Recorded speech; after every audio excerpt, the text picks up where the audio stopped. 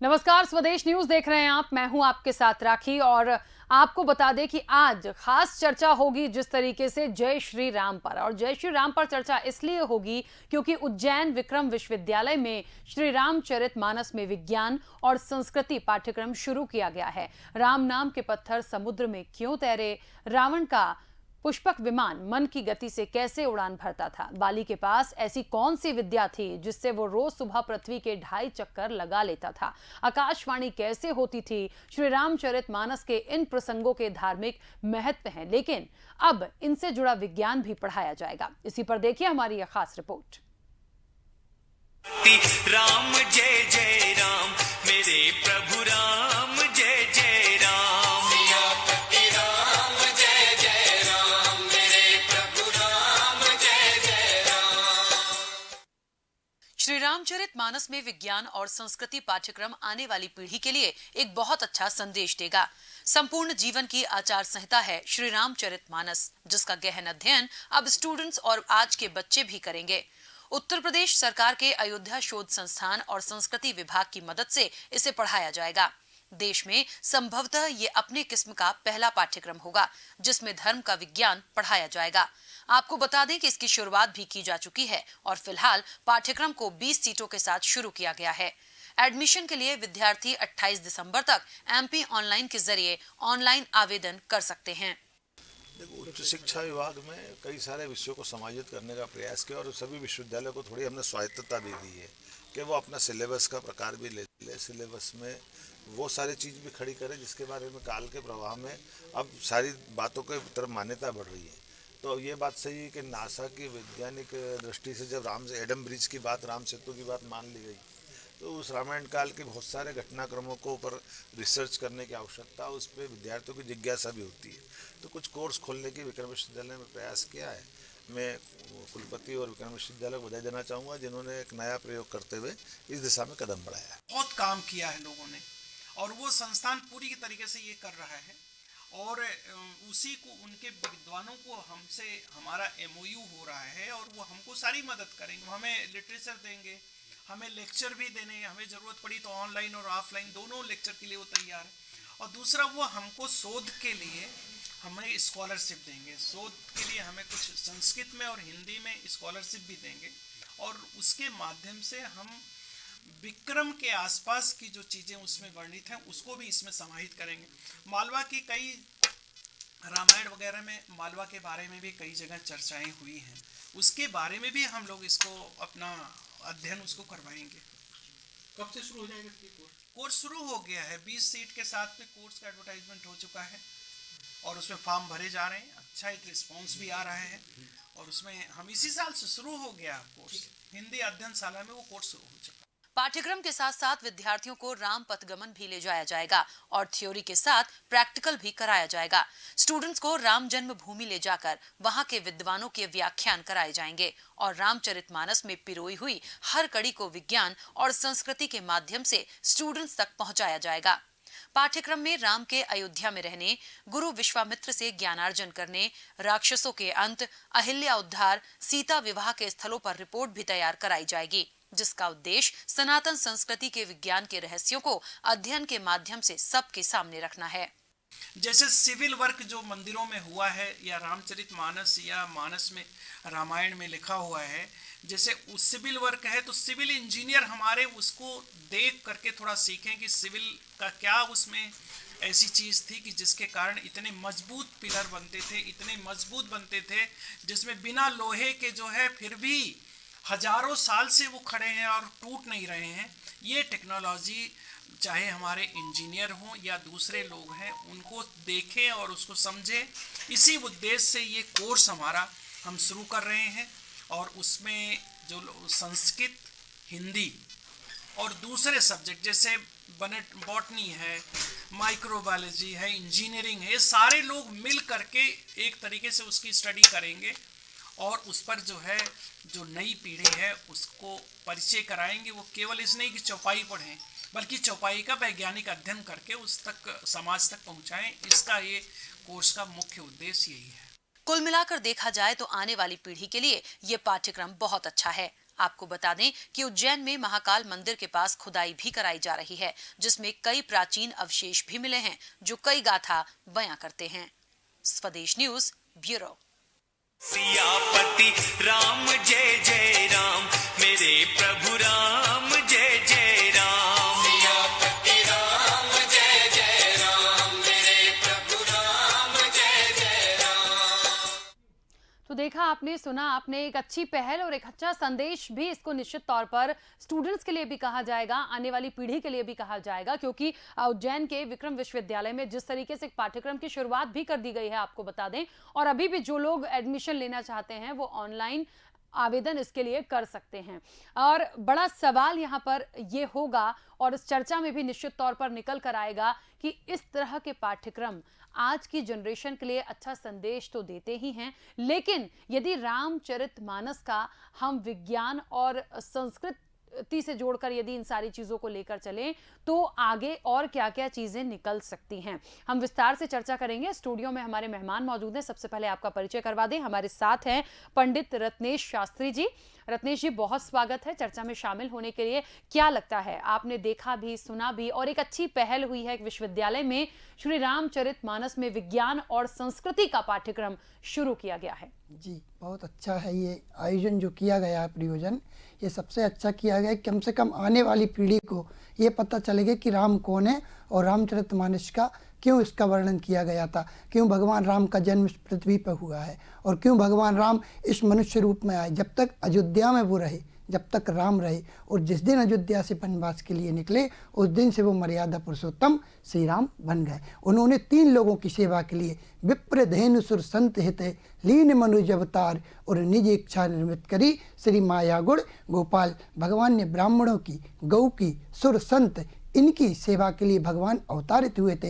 ये बहुत अच्छा है कि सरकार ने इसको रामचरितमानस के उद्देश्य से पाठ्यक्रम में लाया है। ये हमें जीवित हमारी संस्कृति और हमारे संस्कार को और मर्यादा पुरुषोत्तम श्री राम के जो संस्कार हैं उनको लागू करने के लिए, उनके नियम के पालन के लिए हमने ये रामचरितमानस ये लोग पाठ्यक्रम में लेकर आए। इसके लिए बहुत बहुत धन्यवाद। और हम इनसे ये आशा करते हैं कि इसको आगे बढ़ाते जाएं और हमारे जो आने वाली पीढ़ी, हमारी जो संस्कृति भूल गए हैं उसके लिए अपनाने के लिए बहुत अच्छी पहल की गई है। बिल्कुल रत्नेश जी, एक बात और देखिए, क्योंकि कहा गया है कि संपूर्ण जीवन की जो आचार संहिता है वो श्री रामचरितमानस है, जिसका अध्ययन अब स्टूडेंट्स और आज के जो बच्चे हैं वो करेंगे। तो हम यदि एक चीज ऐसी लेकर चलें कि संस्कृति विभाग की तरफ से और अयोध्या शोध संस्थान और जो संस्कृति विभाग है उसकी तरफ से इसे पढ़ाया जाएगा, और कई ऐसे बच्चे होंगे जो निश्चित तौर पर, जिन लोगों ने अभी फिलहाल क्लासेस शुरू कर दी हैं या जो क्लासेस और आगे लेंगे, तो विज्ञान की दृष्टि से यदि श्री रामचरितमानस को देखा जाए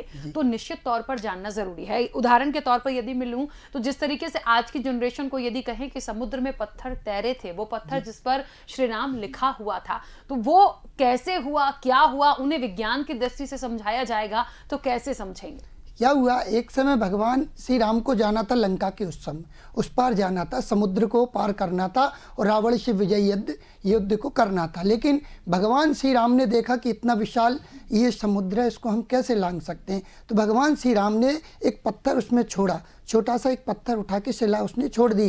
तो वो चीज़ हनुमान जी उसको देख रहे थे कि वो पत्थर तो डूब गया। जब भगवान श्री राम ने हनुमान जी ने देखा कि हंसने लगे, तो हनुमान जी ने स्वयं राम जी से कहा कि प्रभु ये ऐसे नहीं तैरेगा, इसमें राम का नाम लिखना पड़ेगा। जब कहीं जाके भगवान ने जैसे ही श्री राम लिखा, हनुमान जी ने वो पत्थर जाके किनारे से लग गया। बोला अगर आप उसको छोड़ोगे तो वो निश्चित ही पार, भवसागर से पार चला जाएगा। ये तो इसका राम नाम में इतनी महिमा है आपके में कि वो जाके किनारे से लग गया। इसलिए राम क्या है, रा और मा, रामा 2 शब्द ऐसे हैं जिसमें हर लोग राम में तो रमे हैं, लेकिन माया में रमे हैं, राम में कोई नहीं रमा। अगर राम में रम जाएंगे तो प्रकृति और ये संस्कृति अपने आप सुधर जाएगी, क्योंकि वो मर्यादा पुरुषोत्तम श्री राम है, जिसके राम नाम से दुनिया और हजारों वर्ष पुराना वो समुद्र आज भी बना हुआ है, वो टिका हुआ है। तो हम तो मनुष्य हैं, वो तो मनुष्य रूप में इसलिए आए थे कि उनको अपने चमत्कार और अपने इस पिताजी का जो वचन था, रघुकुल रीत सदा चली आई, प्राण जाए पर वचन न जाई। जो वचन उन्होंने निभाया इसलिए वो अयोध्या छोड़ के वनवास को गए थे। वनवास क्यों गए थे? त्याग और तपस्या के कारण वो वनवास गए थे, इसलिए क्योंकि भक्तों का और उनके जो मिलने, सबरी के जैसे झूठे वीर थे, अनेक कथाएं उनने की हैं। बाली सुग्रीव की मित्रता, विप्र रूप में हनुमान जी उनसे मिले, तो अनेक जो कथाएं थी उसका वर्णन करने के लिए और प्रसंग को बढ़ाने के लिए, रामचरितमानस को आगे बढ़ाने के लिए ही वो वनवास गए थे। इसलिए वो पत्थर उनने अपने हाथ से छोड़ा था कि उनकी राम नाम की महिमा नहीं थी, सिर्फ वो राम नाम जो लिखा था उसका वर्णन करके बताया था कि आपके हाथ से तो लोग डूब जाएंगे, तिर जाएंगे, लेकिन जिसमें राम नाम लिख के छोड़ोगे वो अपने आप भाव से पार लग जाएगा। बिल्कुल ठीक है। एक बात और है कि जो स्टूडेंट्स इस कोर्स को पढ़ रहे हैं या और ज्यादा जो इसमें जुड़ेंगे, उनको निश्चित तौर पर उन सारी जगहों पर भी ले जाया जाएगा। सिर्फ थ्योरी नहीं है कि आपको पढ़ना है, राम पदगमन भी आपको ले जाया जाएगा, वहां भी थ्योरी के साथ साथ प्रैक्टिकल भी कराया जाएगा। क्या लगता है रत्नेश जी, क्योंकि निश्चित तौर पर आज के बच्चे यदि राम पदगमन क्या है, कैसे जाएंगे, क्या होता था वहां, और सीता विवाह की चीजों को देखेंगे और क्या क्या होता था, कैसे पत्थर तैरे थे, बहुत सारी चीजों का एक समागम इस पूरे सिलेबस में रखा गया है। उन जगहों पर ले जाकर उनको बताया भी जाएगा, प्रैक्टिकल भी दिखाया जाएगा कि देखिए यहाँ ये सब चीजें थी।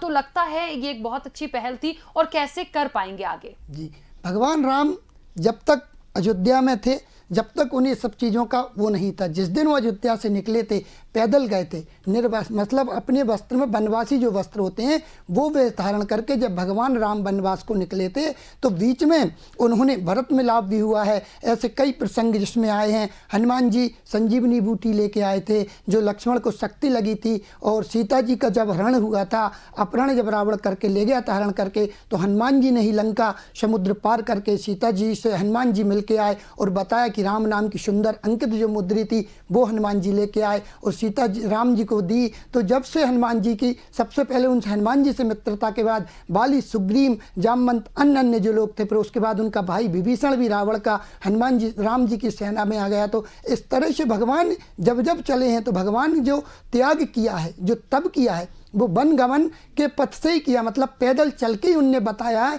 कि आज तो ये सब दुनिया की सब जो उनका जो पुष्पक विमान था वो तो उनके उसके आत्मा के द्वारा चलता था। जिस तरह की समुद्र में हनुमान जी उड़ गए, तो ये सब पहले, अभी तो विज्ञान खोज रहा है, लेकिन ये पहले से ही ज्ञान के साथ और विज्ञान दोनों मिलके ही तो ज्ञान, विज्ञ और धन ज्ञान बराबर विज्ञान, दोनों चीज़ मिलके ही तो विज्ञान बना है। इसलिए तो ये सब चीज़ें सामने आज देखने को मिलती हैं। हम अपने बुजुर्ग, हमने बच्चों को समझाते हैं कि भगवान राम कौन है, रामायण क्यों पढ़ना चाहिए, हमारे संस्कारों के कारण रामायण, और भगवान राम 14 वर्ष रहे थे। तो इसी तरह श्री कृष्ण भी हैं, इसी तरह 24 अवतारों में सर्वश्रेष्ठ एक मर्यादा पुरुषोत्तम श्री राम का अवतार बताया है। और रामचरितमानस 4 वेद 6 शास्त्र 18 पुराणों का सर्वश्रेष्ठ शास्त्र है रामचरितमानस, जिसको आज भी लोग 5 चौपाई अपने घर में करते हैं और इसमें सुंदरकांड का पाठ अवश्य किया जाता है। बिल्कुल। और एक इस कोर्स के माध्यम से, पाठ्यक्रम के माध्यम से आपको बता दें कि जितनी भी चौपाइयां होंगी उन्हें भी एक विज्ञान के अध्ययन के तौर पर पढ़ाया जाएगा। चाहे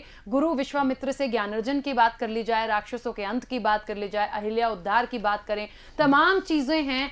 इन स्थलों को लेकर के एक रिपोर्ट बनेगी और उस पर एक विज्ञान और संस्कृति की दृष्टि से उन सारी चीजों को पढ़ाया और सिखाया जाएगा। एक और छोटी सी बात अपने दर्शकों को बता दें रत्नेश जी, आपसे भी उसी पर मेरा अगला प्रश्न होगा कि उज्जैन में अभी फिलहाल महाकाल मंदिर के पास कुछ खुदाई भी चल रही है, कई अवशेष भी वहां पर मिले हुए हैं। तो ये नहीं कहा जा सकता कि वो सिर्फ पत्थर हैं, ऐसी धातु है और ऐसी कलाकृतियां मिल रही हैं जो वाकई में अपने आप में बहुत मजबूत है, और उनका इस समय पर मिलना क्या लगता है, क्या दर्शाता है, और एक बहुत अच्छा संदेश उन बच्चों के लिए भी जो इन सब चीजों को सीखेंगे और समझेंगे आगे के लिए। क्या होता है, जैसे कि हजारों साल पहले वो चीज़ वहाँ थी, तो आज वो चीज़ वहाँ दब गई है। दब से जब खुदाई हो रही है नीचे तक 100, 200, 1000 फुट नीचे जब जाती है, तो वो चीज़ अपने आप अवशेष निकल आते हैं। कोई भी चीज़ हम यहाँ रखेंगे तो वो चीज़ हमको निश्चित ही मिलेगी। तो उसी तरह भगवान के अवशेष वहाँ है, भगवान ने वहाँ विद्या अध्ययन किया है। वहाँ पे महाकाल हैं, जहाँ जहाँ महाकाल होंगे, जहाँ 12 ज्योतिर्लिंग में